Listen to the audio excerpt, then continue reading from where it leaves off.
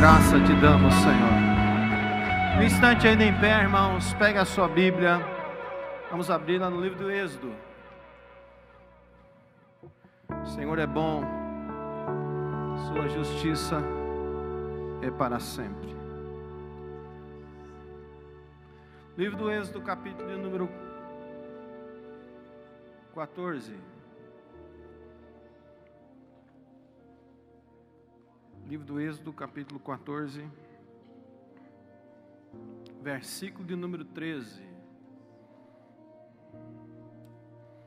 Diz assim o texto: Moisés, porém, disse ao povo: não temais, não temais, estais quietos e vede o livramento do Senhor, que hoje vos fará, porque aos egípcios que hoje vistes, nunca mais vereis para sempre. Vamos repetir o texto. Moisés, porém, disse ao povo: não temais, estais quietos e vede o livramento do Senhor, que hoje vos fará, porque aos egípcios que hoje vistes, nunca mais vereis para sempre. Amém. Feche os teus olhos mais uma vez, inclina a tua fronte, eterno Deus, Pai que está nos céus. Muito obrigado, Senhor, pela oportunidade de estarmos em Tua presença, Senhor. Nos dispomos de nós mesmos e pedimos que o Espírito Santo, que é professor por excelência, ministrador por excelência, profeta por excelência, nos dê, Senhor, nessa noite a revelação, entendimento, sabedoria, graça. Nos lembre, Espírito Santo, de tudo aquilo que precisamos, de toda a palavra necessária, Senhor, para que sejamos, Senhor, compreendidos na revelação, Senhor, porque queremos que esta palavra, ela produza fé. Precisamos, Senhor, que ela seja entendida, Senhor. Então todo e qualquer, Senhor, bloqueio, Senhor, espiritual, Senhor, que nessa noite seja anulado, e cada coração que nos ouve seja uma terra fértil, e que a boa semente da palavra, conforme, Senhor, a parábola da semeadura em Mateus 5, venha cair nos corações e venha produzir o bom fruto. Em nome de Jesus, teu Filho. Amém e amém, Jesus. Podeis assentar, irmãos. Abra nesse instante o seu ouvido. Amém. Para que a palavra desça ao seu coração e possamos nessa noite ser abençoados. Quando nós lemos esse texto de Êxodo capítulo 14, o povo de Israel, ele está já em início de uma peregrinação que duraria em torno de 40 anos. Por que em torno, pastor? Porque levou mais que 40 anos. E essa peregrinação, ela começa no capítulo 13, quando Israel, ou os filhos de Jacó, eles saem da terra do Egito. É interessante que você, ao ler o capítulo 13, você vai ver toda uma palavra do Senhor, dizendo que o Senhor, ele fez com que o coração de Faraó trabalhasse, e que o coração de Faraó expulsasse os filhos de Israel de dentro do Egito. Eu quero que você coloque uma frase no seu coração nessa noite. Aos que creem, Deus sempre está no controle de tudo. Mas isso é para quem crê. Deus está no controle daquele que crê nele, daquele que entrega a sua vida completamente ao Senhor. Israel, mas pastor, se você analisar, pastor, a história de Israel, você vai ver que eles eram rebeldes, que eles eram por vezes insensatos, que por vezes eles eram até insubmissos a Deus. Verdade, irmão, eu não discordo de nada disso.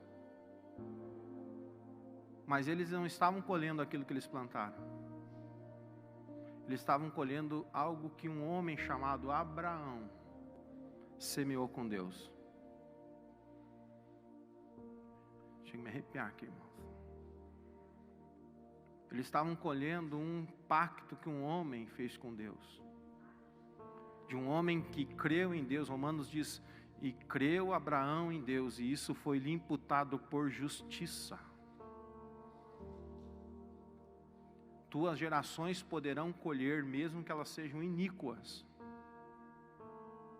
Porque eu creio na lei da semeadura e na palavra do Senhor.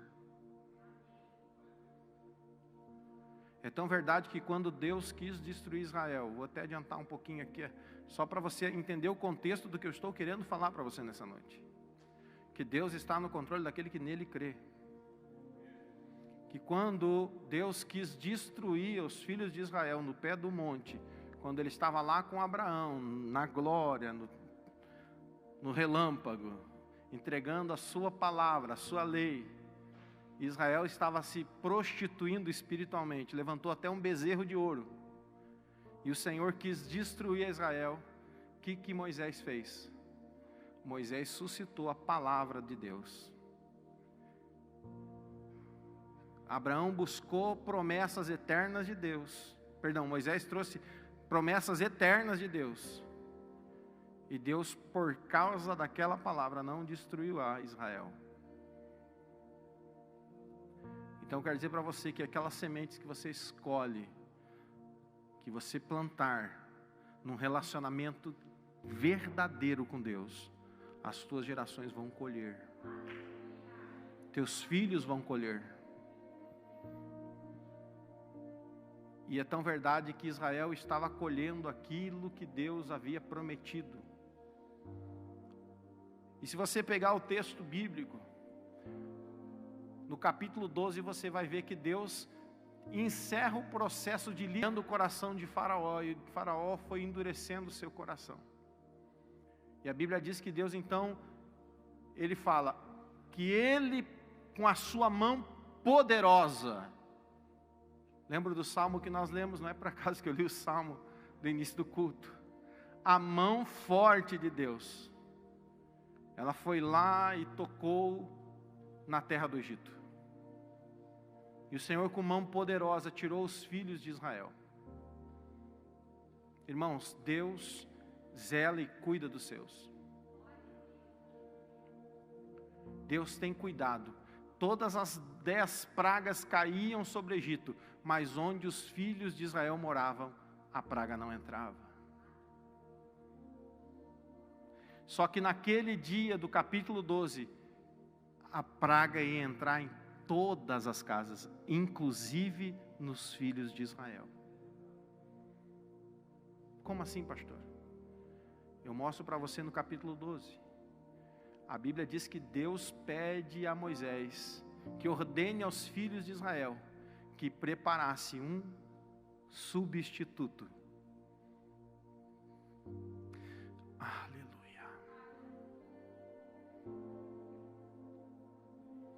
Você sabe por que não morreu lá na casa dos filhos de Israel o primogênito? Porque Deus já elegeu um substituto.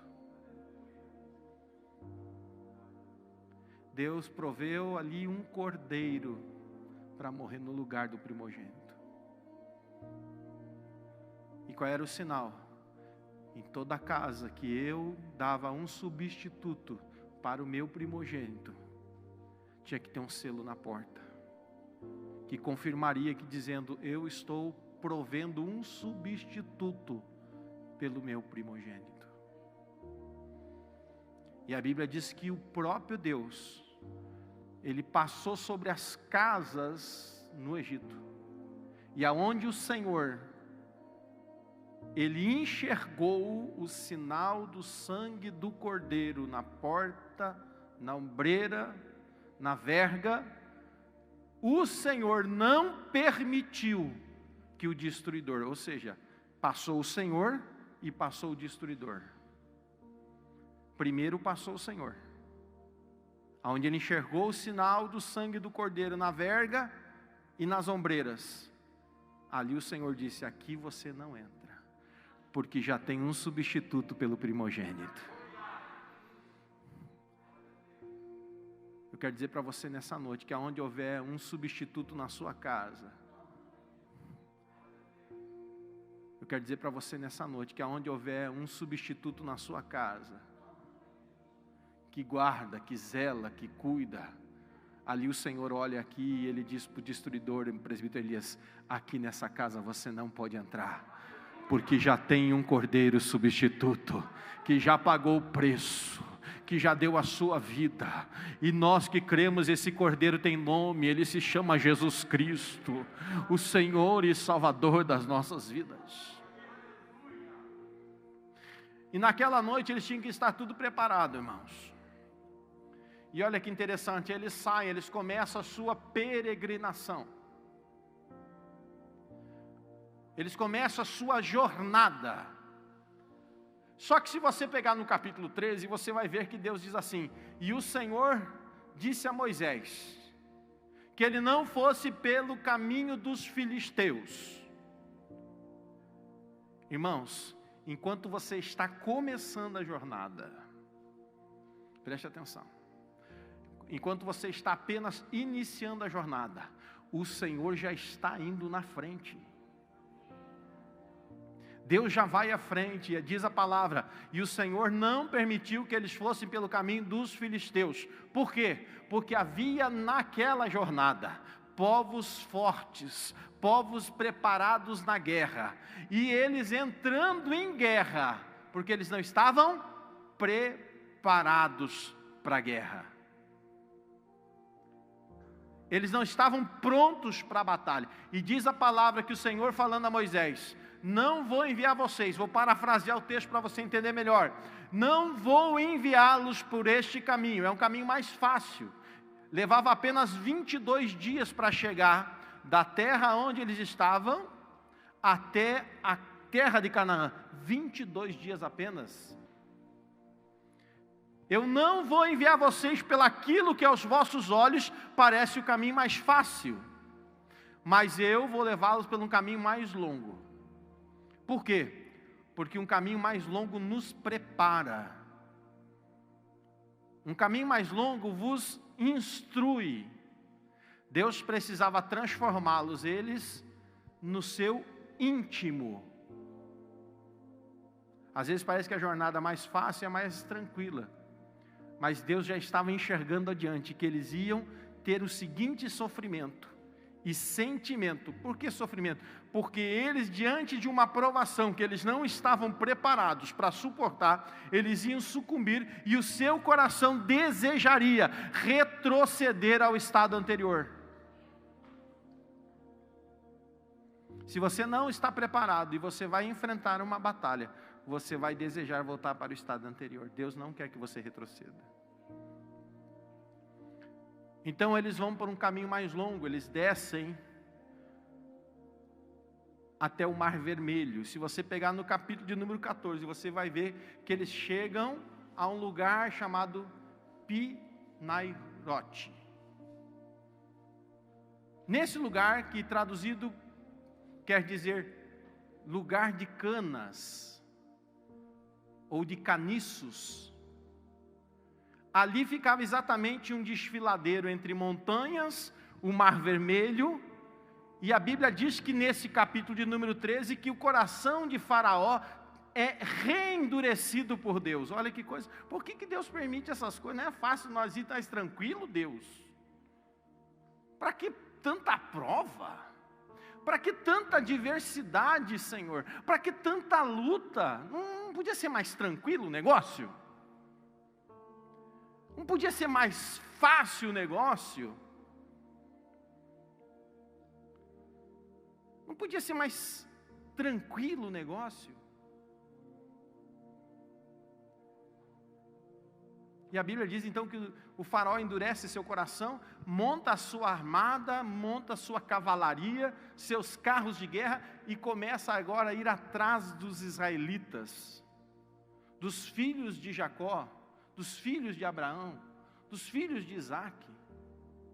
E agora eles estão entre o Mar Vermelho, um desfiladeiro de montanhas, e a Bíblia diz que eles começam a ser perseguidos. Mas olha que interessante, retrocedendo um pouquinho, antes de eles chegarem nesse lugar de caniços ou de varas, a Bíblia diz que a coluna de fogo, na saída do Egito, e a coluna de nuvem, já se manifestou para os orientar pelo caminho. Ou seja, quem induziu os filhos de Israel a ir por aquele caminho que aos olhos meus seria, e aos olhos seus seria o caminho mais difícil, foi o próprio Deus.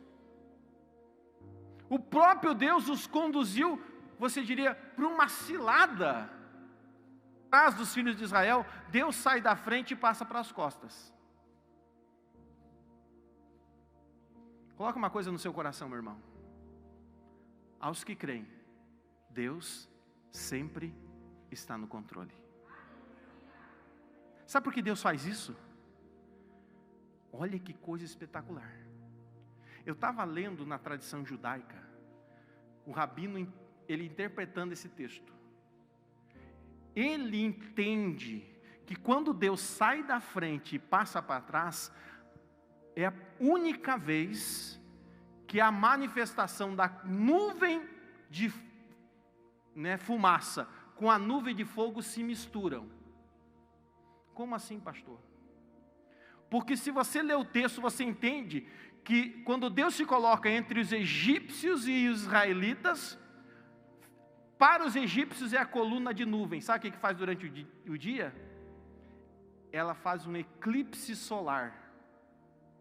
E os egípcios ficam em trevas. Eu quero que você preste atenção aqui, meu irmão.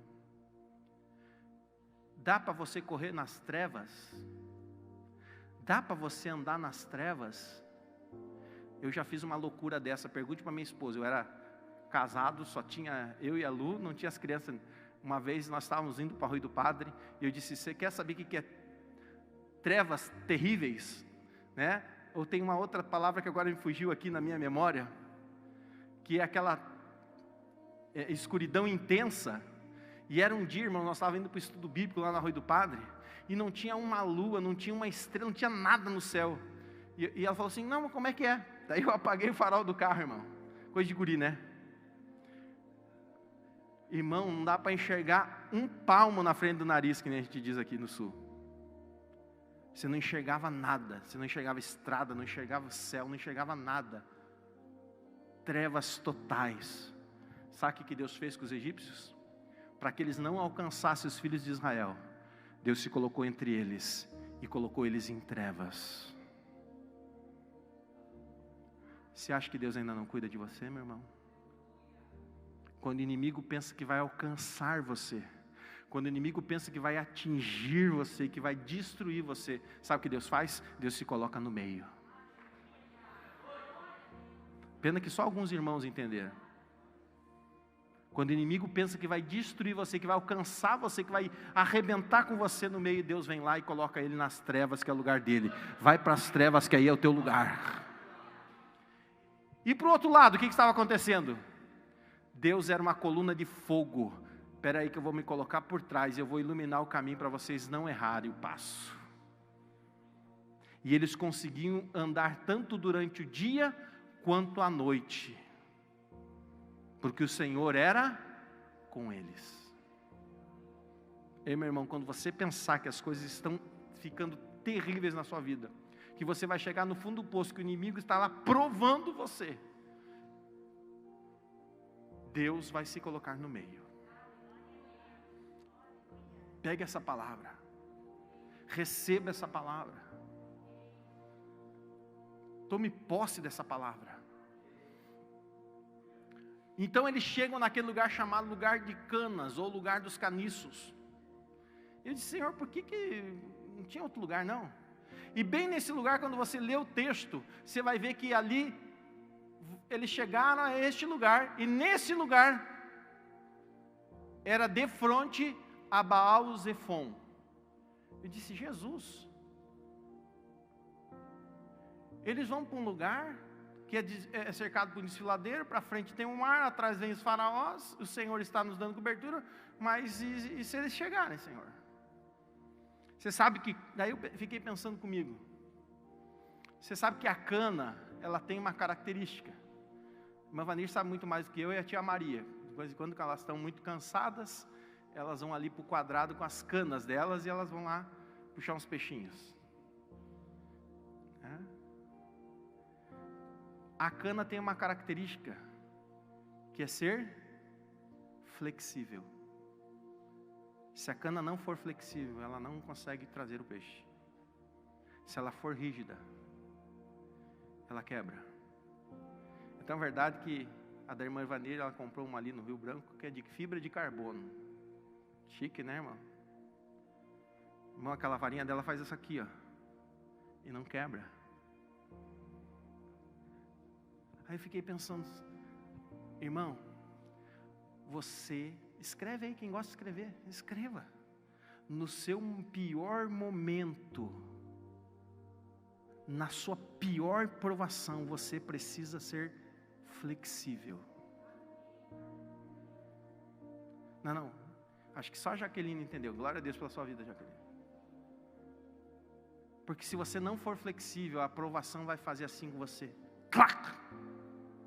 Se você for rígido, você vai ser fulminado na sua prova.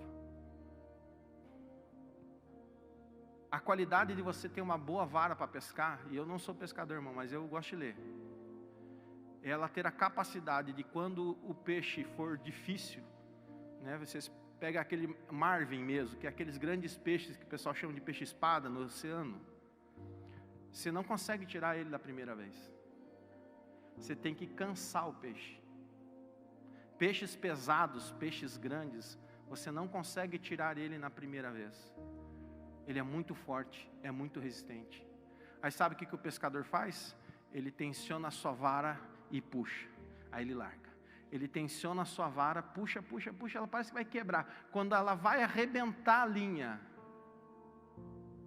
só quem está sendo espiritual aqui nessa noite está entendendo o que o pastor está falando.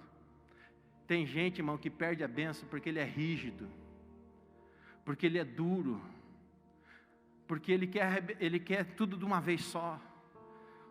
Ele quer, mas tem vezes que você tem que nem um peixe grande, irmão. E você está quase ali, a vara está quase estourando a linha, está quase arrebentando, sabe o que você tem que fazer? Tem que soltar. Aí o pescador, que é profissional, o que ele faz? Ele libera a carretilha. Aí o peixe pensa que ficou livre. Aí o peixe vai embora, e ele solta toda aquela linha.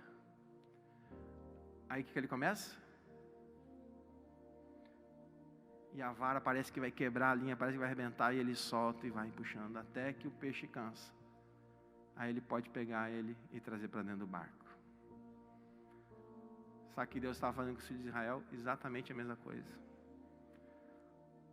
Se você não for flexível, se você não deixar eu trabalhar com você, se você não deixar eu mover na sua vida, se você endurecer, você vai quebrar. Você sabe qual é a diferença entre o ferro fundido e o aço? A diferença é muito pequena. Além do minério de ferro, a grande diferença entre o aço e o ferro fundido são moléculas de carvão que são introduzidos no ferro. Aí você tem o aço. Sabe por quê? Porque se você for duro como ferro, e você sofrer uma batida, o ferro fundido quebra. Ele não suporta. Ele é duro, ele é forte, mas ele não é resistente. Agora, umas pequenas moléculas de carbono introduzidas no ferro transformam ele que nós chamamos no aço. O que o aço é? Ele tem as mesmas propriedades do ferro, só ele é flexível. Ele consegue suportar variações de temperatura. Ele consegue suportar forças terríveis que o ferro não conseguiria. Irmão, nós somos como ferro. Mas se a luta for pesada, nós trincamos e quebramos. Nós precisamos ser um pouco mais maleáveis, flexíveis. E sabe quais são as moléculas que fazem você se tornar flexíveis e maleáveis e suportar as lutas e aflições do dia a dia? Um camarada chamado Espírito Santo. Se você tiver o Espírito Santo de Deus na sua vida, você vai conseguir suportar todas as coisas. É a palavra que o nosso irmão André trouxe lá de Paulo, dando a introdução no capítulo 4, ele dizendo: tudo posso naquele que me fortalece. É as moléculas do Espírito Santo que começam a nos dar resistência, que nos conseguem fazer suportar os dias maus, os dias difíceis, que lá na nossa provação, quando nós estamos ao ponto de arrebentar a nossa vida, o Espírito Santo, ele começa então a agir, é Ele que nos começa a dar a flexibilidade, é Ele que começa a nos dar suporte. Aleluia, Senhor. Mas irmão, isso não é fácil. Você acha que é fácil? Não é. Eu gosto muito, né? Ano passado, se não me trai a memória, teve aqui uma jovem na igreja, a Vanessa, numa conferência de dança.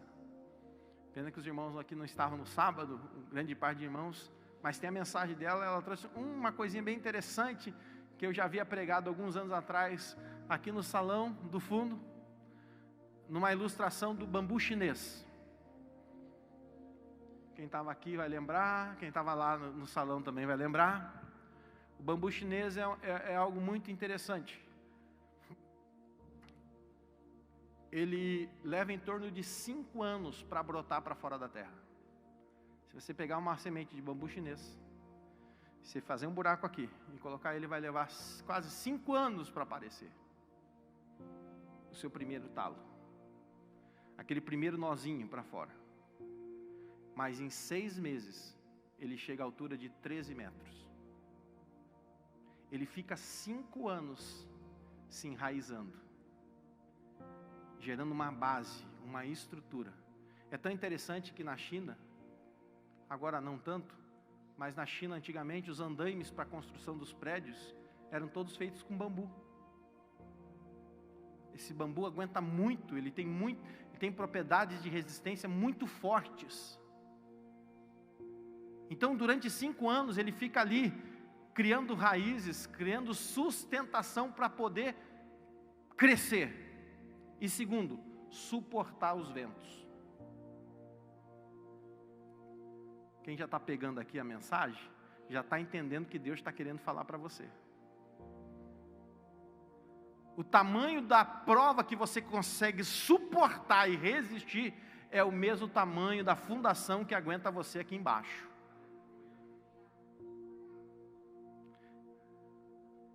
O problema é que as pessoas hoje querem crescer muito, mas não tem base, não tem suporte, não tem estrutura para suportar quando a luta e a provação bater a sua porta. É tão verdade, irmãos, que muitos cristãos nos nossos dias, e não só aqui da nossa igreja, sentimos essas lutas baterem a nossa porta, que muitas pessoas foram provadas nesse tempo de pandemia. Muitas pessoas questionaram a sua própria fé em Deus. O que significa questionar a minha fé em Deus? Significa que eu não tenho suporte espiritual, emocional, eu não tenho fé baseada na palavra de Deus, porque é muito fácil falar de fé, mas a fé ela tem que ser produzida na palavra, e a palavra é o próprio Cristo. João capítulo 1 fala, Cristo é o Logos, a revelação, a palavra. João 14 diz, eu sou a verdade, eu sou a revelação, eu sou a palavra. Mas nós queremos crescer muito rápido, nós precisamos de base. Sabe por quê, irmãos, que Deus cria uma planta desse tipo, que é o bambu chinês? Depois de passar 5 anos estruturando-se, enraizando-se, criando suporte, em 6 meses, 8 meses ele cresce de 10 a 13 metros. E os ventos na região onde tem ali na China, são muito fortes. O que fazem com o bambu? Eles envergam o bambu, presbítero Elias, lá no chão, por vezes. Mas quando passa o vento, aquele suporte que o bambu tem lá enraizado, aquela raiz forte que ele tem, que preparada durante 5 anos, quando a tribulação passa, faz com que o bambu volte exatamente para a mesma posição.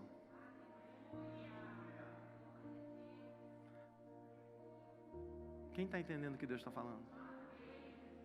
Sabe por que pessoas não aguentam as suas provas, suas lutas, suas provações? Porque elas não têm suporte, eles não têm base, não têm estrutura, não têm fundamento. Por isso que, você já viu, eu sou apaixonado pela Bíblia. Por isso que a Bíblia vai dizer assim, ó, que muitos são levados pelo vento. Para onde sopra o vento, ele vai. Para onde o vento manda, ele vai. Por quê? Porque ele não tem fundamento. Agora, quem tem fundamento, irmãos, o vento pode até me empurrar, o vento pode até fazer com que eu me envergue, mas eu não quebro. Por quê? Primeiro, eu sou flexível. O bambu só tem essa característica porque ele tem flexibilidade.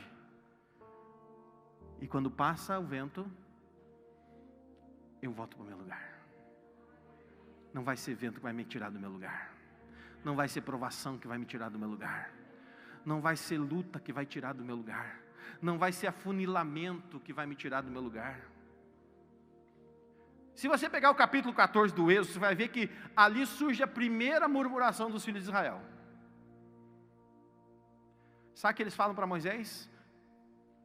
Irmão, eu não queria ser pastor daquele povo não, irmãos. Eles chegam para Moisés e dizem, Moisés, não tinha túmulos, sepulturas suficientes no Egito?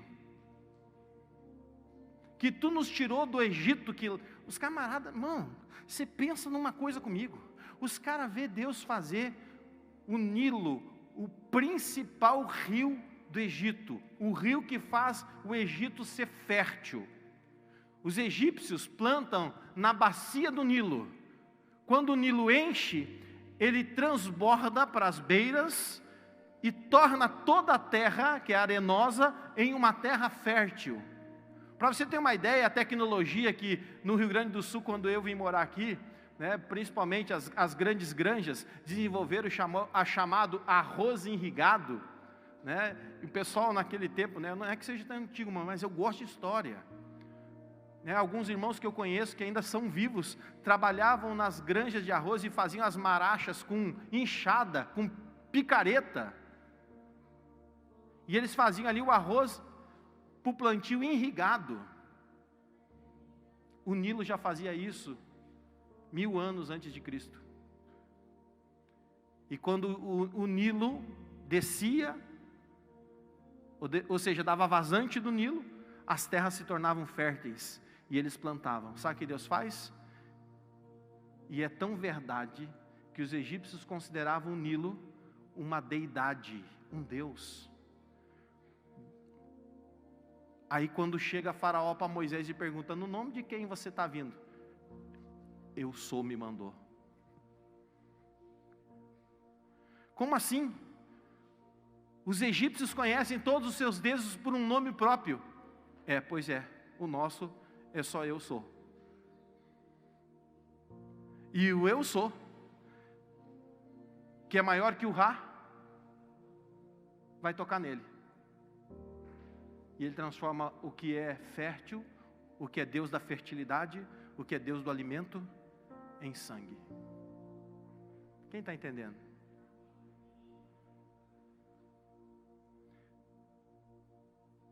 Então Deus coloca os filhos de Israel num ponto para eles entenderem.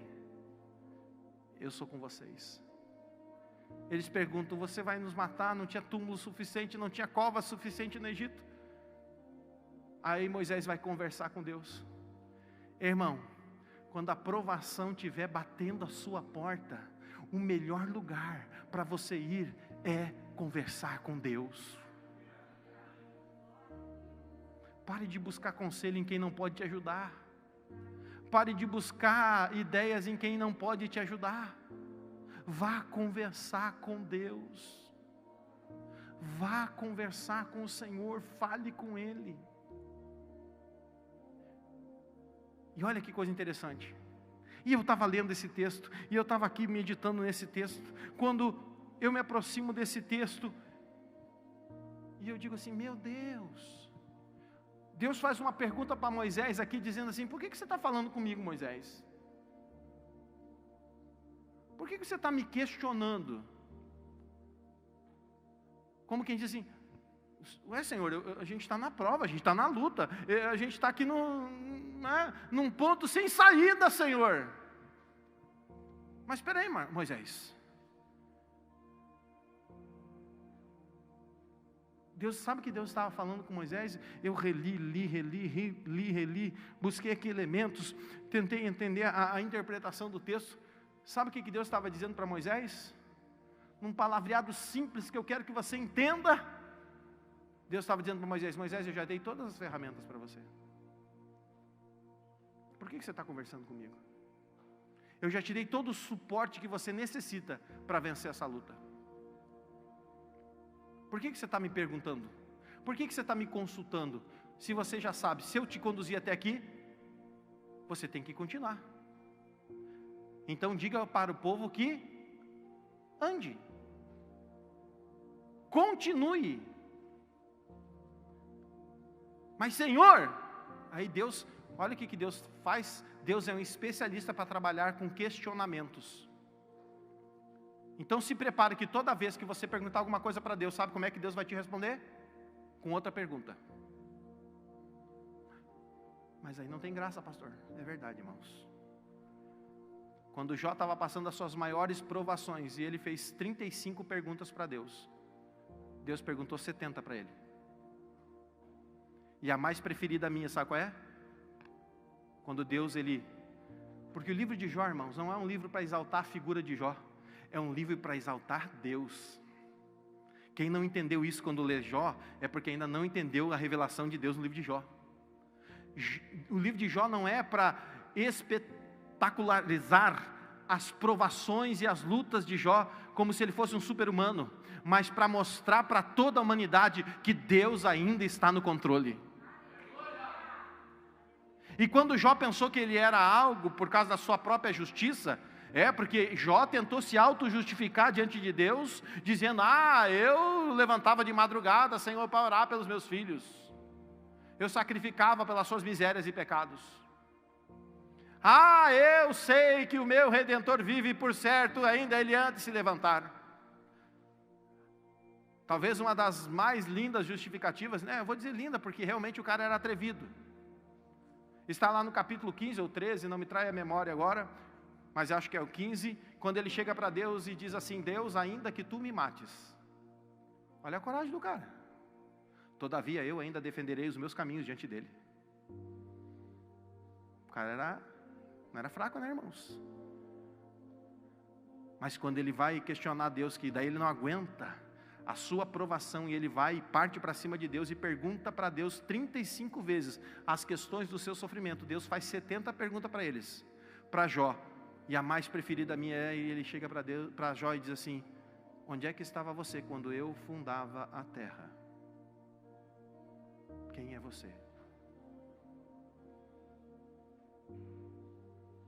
Não quer dizer que você não possa conversar com Deus, pelo contrário, Deus tem prazer em ouvir as tuas lamúrias em particular.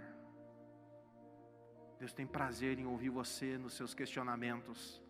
Mas se você espera que Deus lhe dê uma resposta direta, Deus vai começar a perguntar para você coisas que você talvez não queira ouvir as perguntas, porque você vai ter talvez êxito em dar as respostas. Quem está entendendo? Aí Deus chega para Moisés e diz, Moisés, o que você tem na sua mão?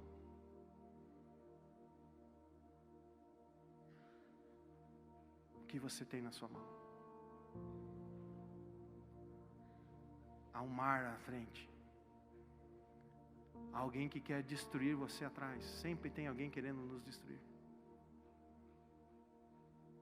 Irmãos, nós podemos viver no século 21, mas as lutas e batalhas não mudaram em nada. E eu não sou aqui o profeta do caos, não, eu sou o profeta da realidade. Sempre vai ter um filho do diabo lá na empresa querendo puxar o teu tapete.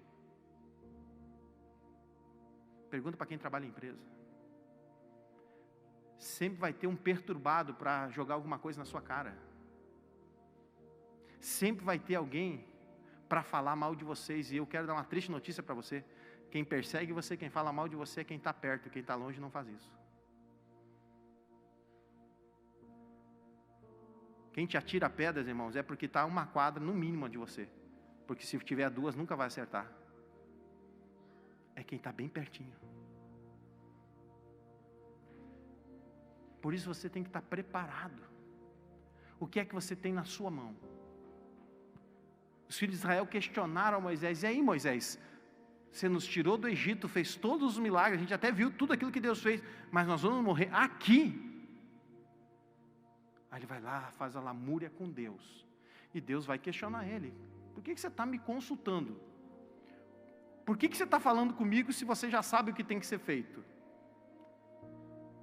Irmão, tem crente que tem síndrome de Gideão. Qual é a síndrome de Gideão, pastor? Aquela do faz prova com Deus, já conhece, não? Deus fala, diz: mostra de novo, Deus. Deus fala, dá para fazer o seguinte, agora molhe o campo e deixa o novelo seco. Aí Deus fala: não, vamos fazer o seguinte, Deus, agora deixa o campo molhado, o novelo seco, agora seco, molhado o novelo e seco o campo. E o camarada fica a vida inteira questionando Deus, sendo que você já sabe o que Deus quer que você faça, sendo que Deus já falou o que você precisa, sendo que Deus já te deu os elementos necessários. O que é que você tem na sua mão? Moisés olha para sua mão e diz: eu tenho um cajado, Senhor. Bom, então use o cajado. Você sabe que cajado é um dos tipos bíblicos para poder, é um tipo bíblico para autoridade. É como se fosse uma vara, uma cana, que significa justiça. Cana de medir significa justiça. Olha quantos atributos numa vara, num cajado. Até avançando um pouquinho para nós irmos para o encerramento da palavra dessa noite. Quando Moisés, ele recebe de Deus a ordem de construir um tabernáculo. Até eu recebi a mensagem do meu querido Rogério: olha, pastor, hoje é dia do Yom Kippur, né? Dia do perdão. É o 12º mês, é o 12º dia do 7º mês de Israel, onde lá se faz o dia do perdão, o sacrifício do bode emissário, né? Se fazia ali o sacrifício da oferta queimada. Quando Deus, através de Moisés, levanta Arão para assumir o sumo sacerdócio. Cara, a primeira coisa que os filhos de Israel fazem é murmurar. Por que ele botou o irmão dele? É nepotismo? Por que ele escolheu o irmão dele para ser sumo sacerdote e não escolheu eu? Por que Deus deu ali, beneficiou Arão e não beneficiou a mim? E todo mundo começou a murmurar porque Moisés havia escolhido Arão. Mas não foi Moisés que escolheu, foi Deus.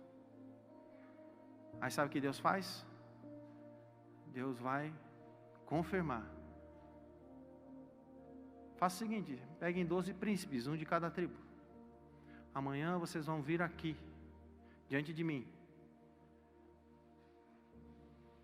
E os 12 príncipes tragam um cajado, uma vara de amendoeira seca.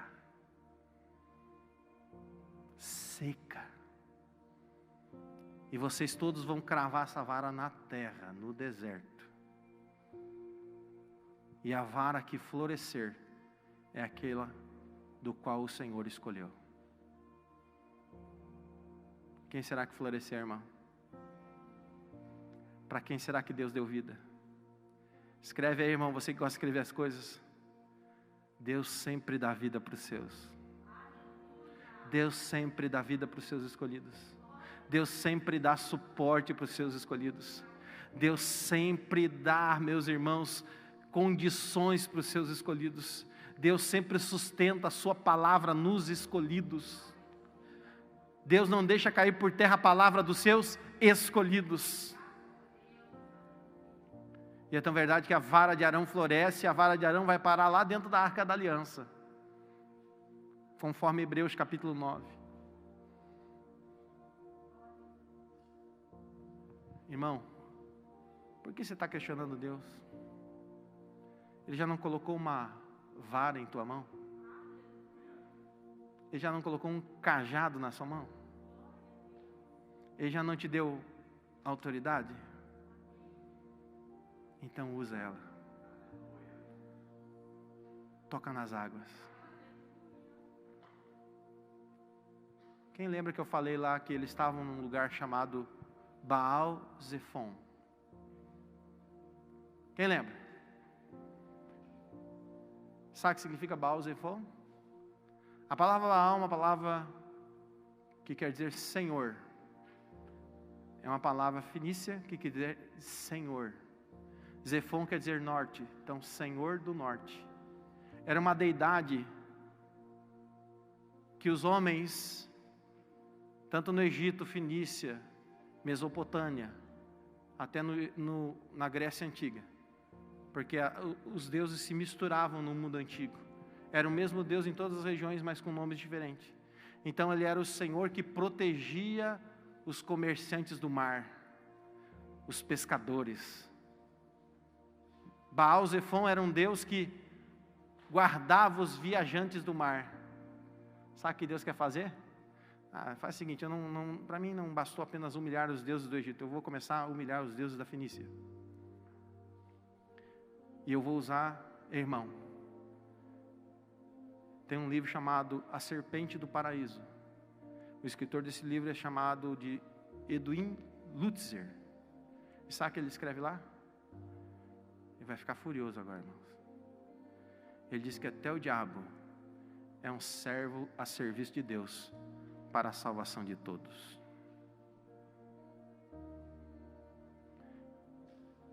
Se Deus quiser, Ele usa até o adversário para abrir caminho para você. Quando Moisés toca na água, naquele dia, a Bíblia diz que o Senhor levanta um vento, leia na sua Bíblia aí, pelo amor de Deus. Levanta um vento oriental. Depois você chega em casa, dá um Google e bota assim: o que significa vento oriental? O vento oriental, irmãos, é um vento que vem do leste e sopra para o oeste. O povo de Israel estava desse lado de cá. Que lado que eles estavam? Lado oeste do Mar Vermelho. E o vento soprou do lado leste, vento oriental. O vento oriental, se você pegar e estudar o vento oriental, ele é um vento quente, seco. Por onde ele passa, ele queima tudo. Ele é considerado um vento destruidor. Que vento que é, irmãos? Espera aí, irmão. Quando Deus passa no capítulo 12, não é um destruidor que liberta... Não, você não está entendendo aí o que o pastor está falando. Quando Deus liberta os filhos de Israel, no capítulo 12 de Êxodo, Ele não usa um anjo destruidor, e só não destrói dentro da casa dos filhos de Israel, porque há um selo, há um substituto. Quando Deus toca lá, através de Moisés, na água, Deus manda o vento oriental, é um vento destruidor, por onde ele passa, ele seca tudo, acaba com tudo, arrasa com tudo. O que Deus faz? Deus vai usar o vento destruidor, para abrir um caminho seco no meio do mar, para os filhos de Israel passar. Se você ler no capítulo de número 14, você vai ver que o vento soprou a noite inteira.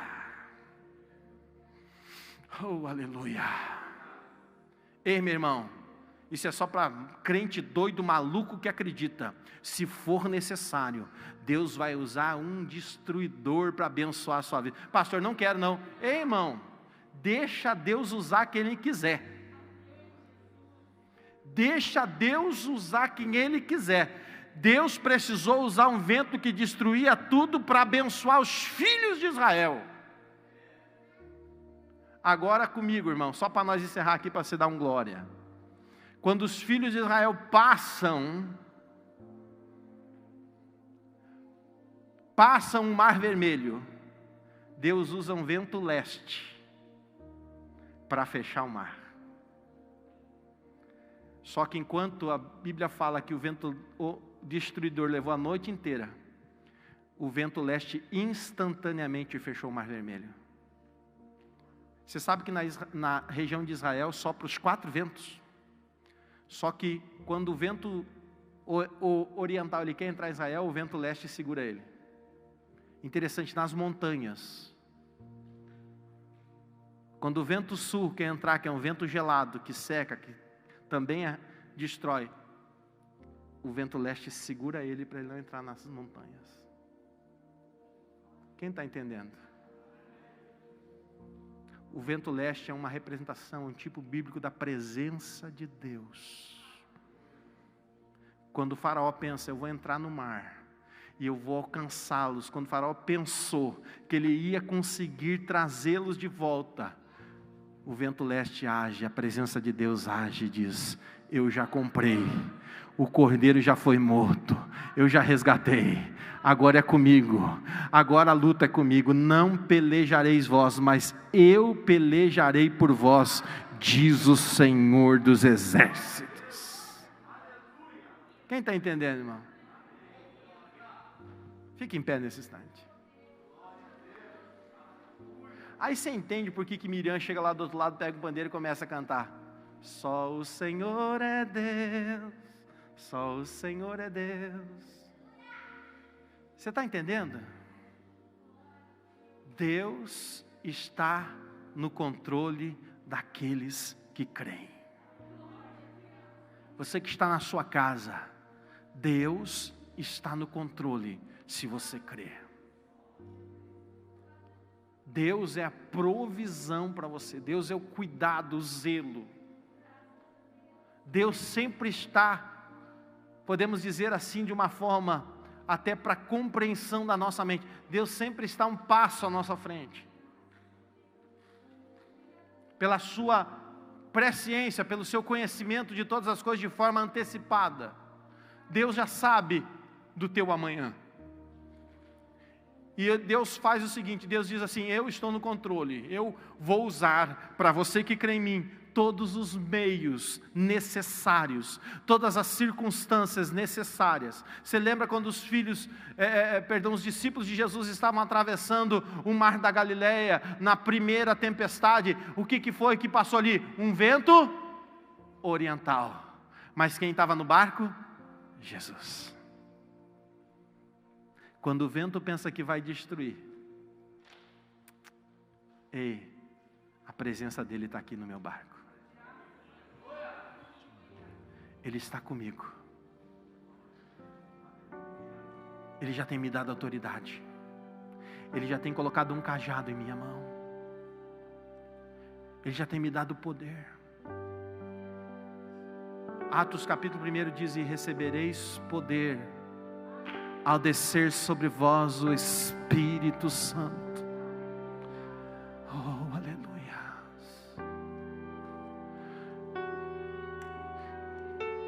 Sem Jesus eu sou um ferro duro.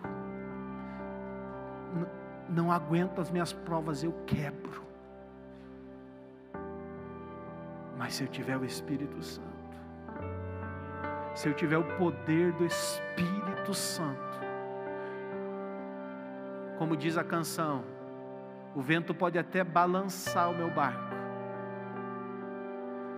o vento pode tentar até me destruir, o mar pode tentar fazer o meu barco afundar, mas se o Senhor estiver comigo, se a presença do Espírito Santo estiver comigo, eu vou conseguir suportar as minhas provações,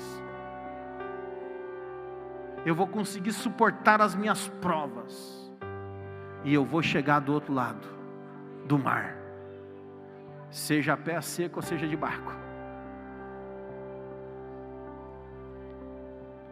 Aleluias. Um dia lembrem de pedir para o pastor Nelson ou o irmão Evanir contar um testemunho lá na cidade de Paranaguá, que tinha uma congregação lá no meio dos bugres, que era como se fossem uns índios, e tinha que atravessar a enseada do mar de barco, e eles estavam indo com o missionário Antônio Flores, se não me engano a memória. Eu não sei todos os detalhes, e naquele dia levantou o vento, e parecia que o barco ia naufragar, e lá os servos do Senhor clamaram ao Senhor em meio do mar, e o Senhor trouxe bonança, o mar se acalmou. É mais ou menos isso, né, pastor Nelson? Mas um dia, alguém lembra, eu lembro, o Senhor conta esse testemunho maravilhoso. O irmão Vanir,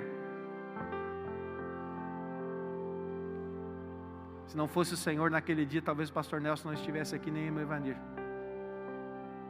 E o Senhor não fizesse o vento se aquietar e o mar se acalmar.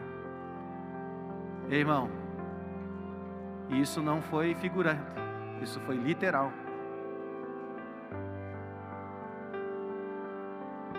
Se Deus faz isso de forma literal, o que não fará na espiritual? Então essa luta que você, quem sabe, está passando, emocionalmente, espiritualmente, fisicamente, se você clamar, os ouvidos do Senhor não estão fechados para que não possa te ouvir. Então eu não sei qual é o exército que está vindo atrás de você. Eu não sei qual é as montanhas que estão cercando você, os vales, as circunstâncias. Hoje eu estou pregando para você uma mensagem de fé. Não de uma fé apenas vitoriosa, mas uma fé que descansa no Senhor. Uma fé que pode ser que nem o salmista Davi: ainda que eu andasse pelo vale da sombra da morte, não temerei mal algum, porque tu estás comigo. Olha qual é a palavra que Davi usa depois desse texto. Aí você vai entender lá o que eu falei de Moisés. A tua vara e o teu cajado me traz consolo. Você já viu que a Bíblia é maravilhosa? Ela é toda interligada, ela é toda relacionada. Não é por acaso, as coisas na Bíblia não estão escritas por acaso. A tua vara e o teu cajado me consolam. Ou seja, eu só consigo passar o vale se tu estiver comigo, por causa do quê? Do teu poder, da tua soberania, da tua justiça. Porque tu estás comigo com a tua presença. Então você que precisa nessa noite dessa fé, não uma fé vacilante, não uma fé que dependa dos outros, não de uma palavra apenas de um vitoriorismo inconsequente, mas de uma convicção, que fé é convicção baseada, alicerçada como o bambu chinês, como a casa sobre o fundamento da rocha. Ei, pelo amor de Deus, meu irmão, chega de cheio do Espírito Santo. Aleluias. Chega de ser vacilante. Então você que quer ter uma fé convicta, uma fé estruturada, uma fé que é alicerçada numa rocha inabalável, e você ainda não tem isso, então feche os teus olhos. Você que está em casa, feche os teus olhos, põe a mão sobre o teu coração. Eu quero orar a Deus por você nesse instante. Eu quero que você saia daqui com uma chama acesa dentro do seu coração, com uma sede incontrolável de Deus, uma sede que não se consegue matar com esta água que bebemos física, mas uma sede que só consegue ser saciada pelo próprio Deus. Oh, aleluias. Pare de ser alguém que tem um relacionamento com Deus com água, como na visão do profeta Ezequiel, com água pelos tornozelos. Pare de ter um relacionamento com Deus, como na visão de Ezequiel, com águas pelos joelhos. Oh, pare de ter um relacionamento com Deus, como na visão de Ezequiel, com água pelos lombos. Não, não, não. Mergulhe, se jogue, entre para o rio. Aleluia. Oh, submerja nesse rio de Deus e tenha um relacionamento intenso com esse Deus. Senhor nosso Deus, nós no encerramento desse culto, eu não sei quais são as circunstâncias na vida dos teus filhos, mas eu sei de uma coisa: Deus está sempre no controle daqueles que creem. E Senhor, eu não sei quais são, Senhor, os vacilos, os pés que muitas vezes, Senhor, fraquejam e querem tropeçar. Mas eu peço a Ti nesse instante: fortalece os Teus filhos, anima os Teus filhos, renova a fé dos Teus filhos na palavra, dá uma sede de Ti para eles, Senhor, que eles tenham sede de Ti, sede de Deus, sede do Deus vivo. Dá uma sede de Ti, Senhor. Oh, e que eles possam, Senhor meu Deus, beber de Ti. Oh, eles possam beber da rocha de Horebe, que eles possam beber da fonte inesgotável de João 4. Senhor, que salte do seu interior uma fonte para a vida eterna em Cristo. Senhor, os ajuda, os fortaleça, os anima, Jesus. Oh, quem sabe, Senhor, eles só veem o mar à frente. Ou quem sabe eles só veem os vales e as montanhas ao lado. Quem sabe eles só veem, Senhor, os adversários vindo atrás. Mas nesta noite, manda, Senhor, que eles olhem para Ti, como Davi escreveu no Salmo 121. Eleva os meus olhos acima dos montes, de onde me virá o socorro? O meu socorro vem do Senhor, vem do Senhor, vem do Senhor. Vem do Senhor. E Deus pode usar qualquer coisa, Deus pode usar qualquer meio, Deus pode usar qualquer estrutura para te dar a bênção, para te dar vitória.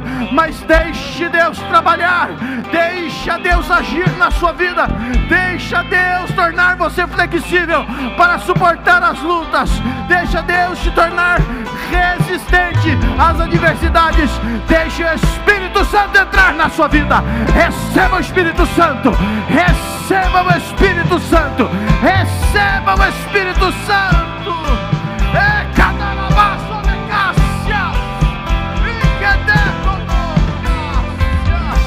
Receba o Espírito Santo, receba o dom de Deus, receba o renovo do Espírito Santo.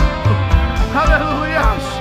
Seja renovado, seja animado, seja fortalecido no Senhor.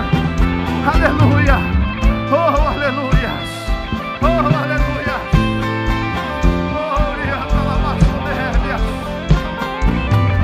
Oh, que Deus te abençoe, meu irmão. Que Deus te fortaleça. Que Deus abençoe a tua casa. Que Deus abençoe os teus filhos.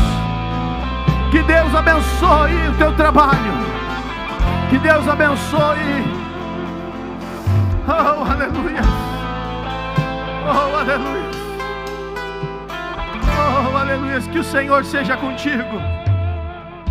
Aleluia. Oh, o Senhor está no controle. Coloque isso no seu coração. O Senhor está no controle. Vamos encerrar o nosso culto essa noite. Levante a tua mão ao céu. Vá para casa abençoado, meu irmão. Vá para casa abençoado. Oh, glória a Deus. E domingo que vem possamos todos nos encontrar aqui mais uma vez para um grande encontro com o Senhor e com a sua palavra. Aleluia. Você já está saindo daqui com a sua bênção. Você está saindo daqui com a sua vitória. Oh, aleluia. O mar vai se abrir e você vai passar. Oh, aleluia. Oh, Senhor.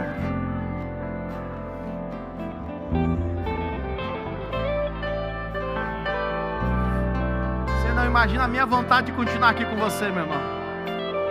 Oh, meu Deus.